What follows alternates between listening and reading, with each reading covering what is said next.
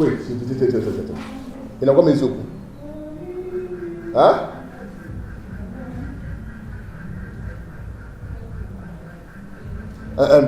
Say can wash yours.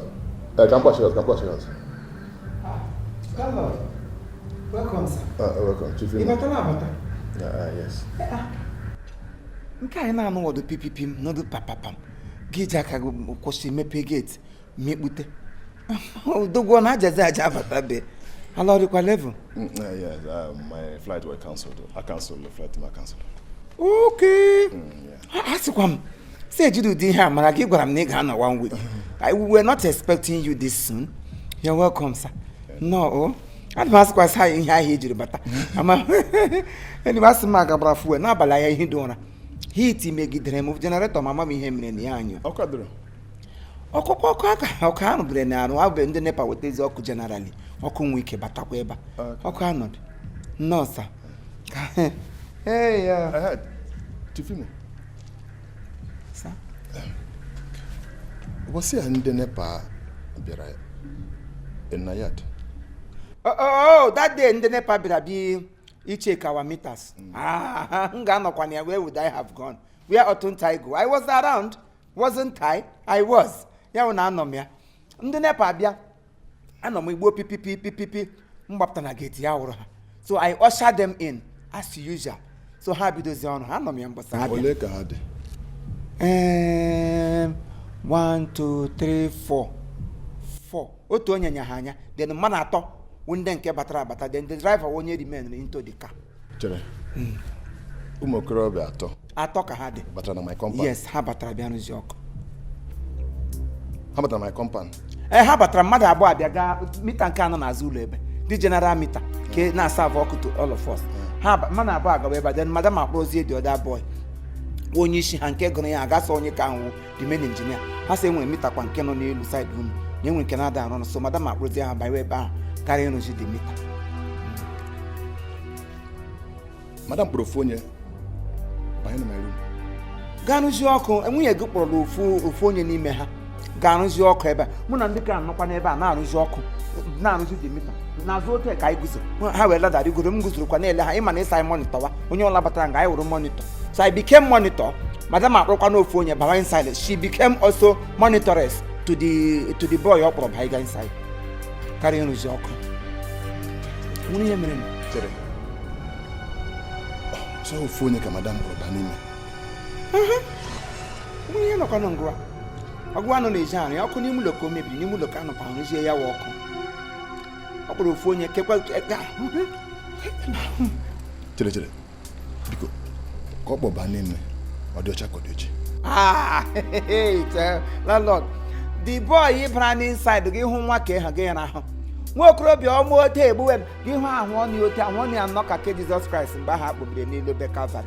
Ahụ ọnụ ọrụ ahụ ote. The long ochi mote ma this boy na-akụ egwu ele ahụ ya. Ijele Africa. Ya Flavor n'abalị a. Akarịkata ahụ ata dị ma that boy kụrụ egwu ahụ afọ ya flat tummies. Hey, ote enweghị ihe dị iche ya na that boy nwunye gị kpọrọ baa gị n'ọkụ n'ime ụlọ. Enweghị ihe dị iche ha. Sand nepa ka unu nwee n'anya họchiri workers kwụsịchim. Ndị ka m na ha kwụrụ ga n'azụ ụlọ ebe na-eji kpikpikpikpikpi eji kpikpikpikpi ka nwoke Mbaise. Nwatakịrị gị maghị anọ mma madam pikiri onye ga-esi ya bịa arụzi elu ọkụ bikọs aka ịrụ n'ọkụ onye ha kacha mma akụkọ ya akọọla na nepa ọfis. Nwatakịrị ga na-eleta ahụhụ hit gbaga nwatakịrị n'ahụ mgbe ha pụrụ oke akpagodịrada ulite ya n'ihe hit nọ this period. Nwere onye ga-aba ga n'otu ụdị ọnụ nwatakịrị nọ inside your room na-aga hit na-agada agba na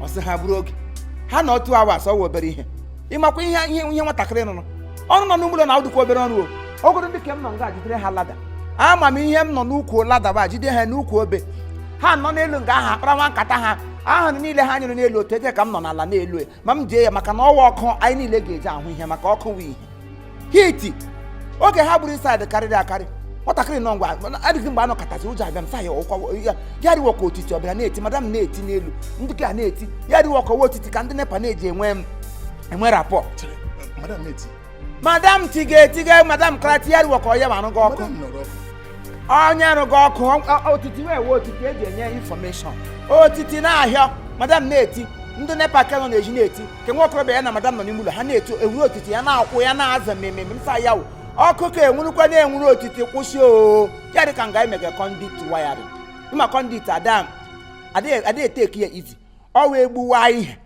ewerezie waya na-eji eme ha na-afaji n'ime conduit saa ihe ọ ga-abụrịrị conduit ka eri conduit gị n'ụlọ because ndị kemgbe bịara n'ụlọ enwe ka anọ na nwunye nwoke na ụmụaka waya ara ya ọkụ waya nonsense agabere gasị ahụ kpọtakpọta ndị nepa shiri visit ahụ in the absence of onye nwe ụlọ bịakwa bịara di visit o bịabara waya rịọ before ọkụ enweta nwe n'ime ụlọ.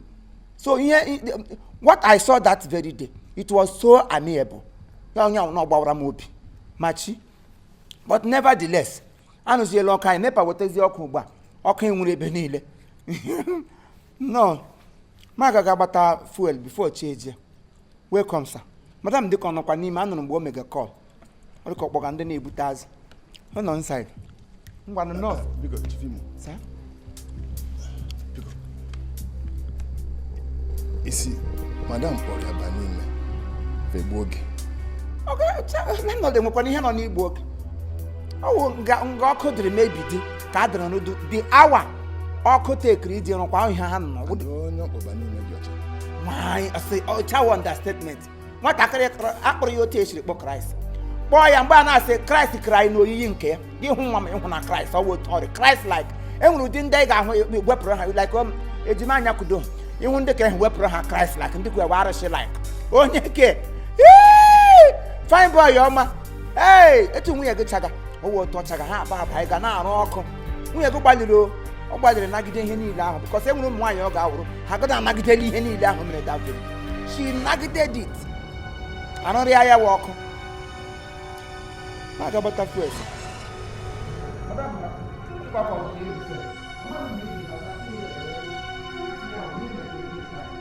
No.